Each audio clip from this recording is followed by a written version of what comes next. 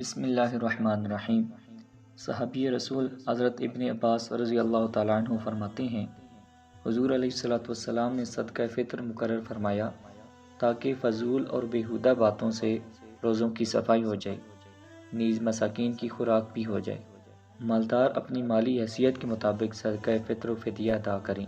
مفتی منیب الرحمان صدر تنظیم المدارس اہل سنت نے صدقہ فطر 2023 کے حوالے سے جو اعلان کیا ہے، اس میں صدقہ فطر اور فدیہ کی کم از کم مقدار 320 روپے فی کس ہے۔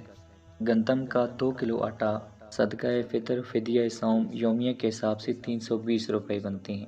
فدیہ صوم پورے 30 دن کا 96,000 روپے، اور کفارہ اگر کسی نے جان بوجھ کر روزہ توڑ دیا، اس کا کفارہ ادا کرنے کے لیے 60 مساکین کو کھانے کے حساب سے 19,200 روپے بنتے ہیں۔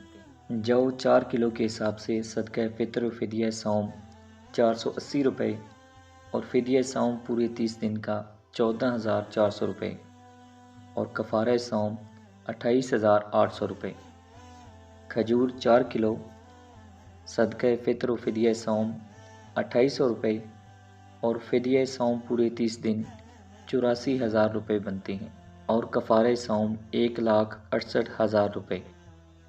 کشمش درجہ اول 4 کلو کے حساب سے صدقہ فطر و فدیہ صوم یومیہ 6400 روپے، اور فدیہ صوم پورے 30 دن 1,92,000 روپے، کفارہ صوم 3,84,000 روپے۔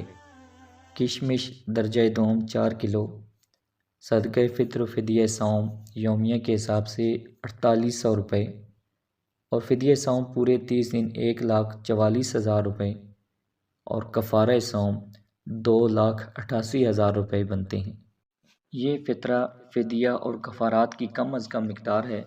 ہم نے تمام اجناس کا حوالہ اس لیے دیا ہے کہ جن کو اللہ تعالیٰ نے وافر نعمت دولت سے نوازا ہے، وہ اپنی حیثیت کے مطابق فطرہ ادا کریں، کیونکہ اللہ تعالیٰ کا فرمان ہے فَمَن تَطَوَّعَ خَيْرًا فَهُوَ خَيْرٌ لَهُ، اور جو کوئی خوش دلی سے زیادہ دے تو یہ اس کے لیے بہتر ہے۔